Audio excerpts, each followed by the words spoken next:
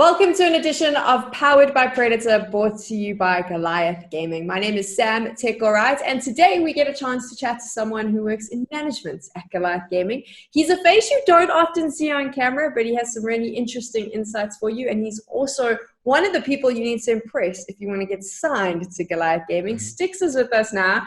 Styxs, I think that this is always interesting for me because a lot of the younger generation don't know. I mean, you actually started out as a football player. You had dreams of becoming a professional football player.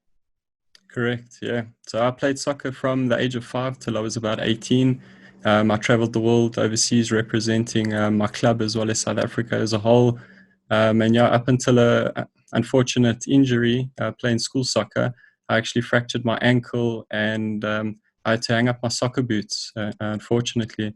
But on that day of the injury, I went through to my best friend's house at the time, which was Ashton Muller, who's now my business partner and co-founder at Goliath. I pretty much just sat up with my leg up for 2 days, watching him play Counter-Strike, and I was pretty much hooked instantly to gaming. Yeah, shortly after I went and got a computer, and yeah, that's began my gaming journey. That became your gaming journey. You played Dota competitively. Then you guys obviously started Goliath Gaming, which has turned into this powerhouse gaming organization in South Africa. And one of the things that you do there is you're in charge of kind of finding new talent, scouting them, and obviously looking after the players. Is that right? That's correct, yes.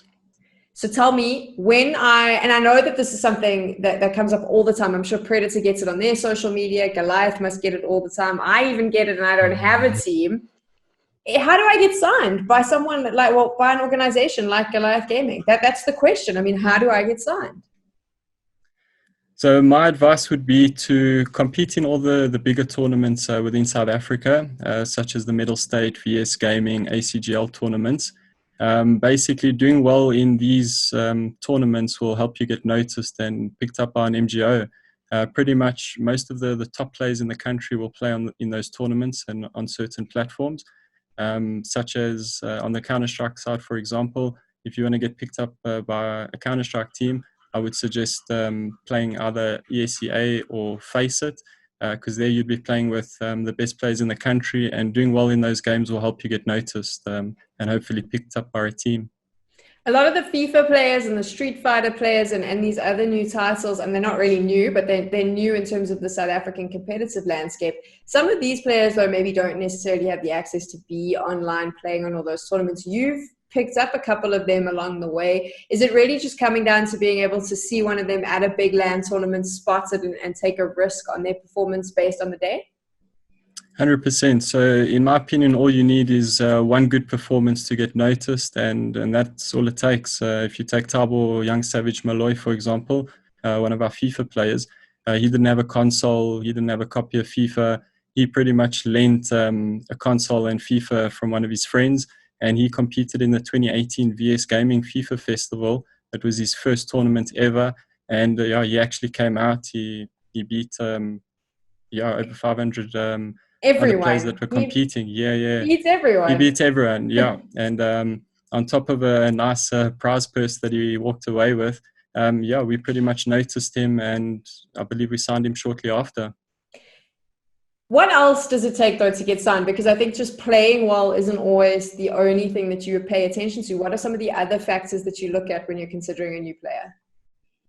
Yeah, so you'd obviously have to be, very skillful in whatever game that you do play. But I would say consistency is one of the most important things, as well as just how you conduct yourself in a professional manner, be it online, in the game, outside of the game. That's really important. Obviously, is you need to behave. You can't be someone that's making derogatory statements or being a bad loser online or just posting inappropriate memes. You need to consider yourself a professional maybe before you're even a professional. Is that what you're saying? Exactly, pretty much. You never know who's watching at the end of the day as well. And for example, when I scouted Julio, it was a 2-month process actually. He wasn't even aware that, he might not have been aware anyone was looking. But there's always eyes on you. So yeah, just make sure you're being as respectful and as nice as possible all the time. Styxs has got his eye on you. That's what he's saying. You better behave. He's watching you. How do you determine what new titles to get into? Because Goliath Gaming's recently expanded and signed a Fortnite competitor. How do you determine, I think just before Fortnite, it was Street Fighter. So how do you determine what title to go into? Do you have a plan, or do you kind of just see if there's a player that matches your brand ethos? Exactly that. So we're pretty much scouting quite a lot, if not all of the competitive gaming titles within South Africa.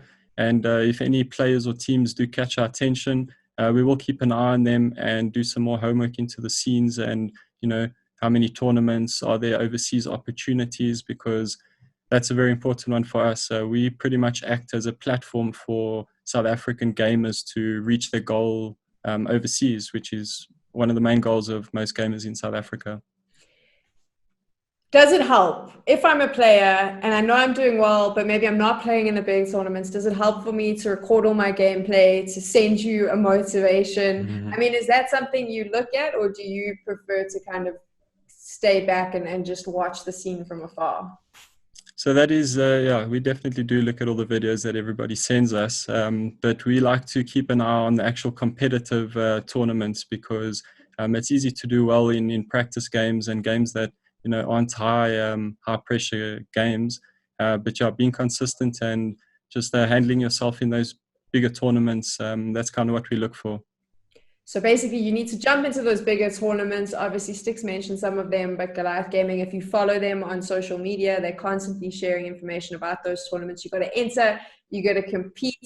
Pretty sure if you beat one of the Goliath Gaming teams or players, that'll definitely get on their radar as well. So that's the best way to do it. Styxs, thank you so much for chatting to us, giving us a little bit more insights into how we can get signed as professional players. And of course, if you are watching and you're enjoying this and you want to learn more about South African esports, make sure you're using the hashtag #PoweredByPredator. Follow Predator South Africa on all their social media, because we're going to have a stack more episodes for you with lots more information to help you go pro.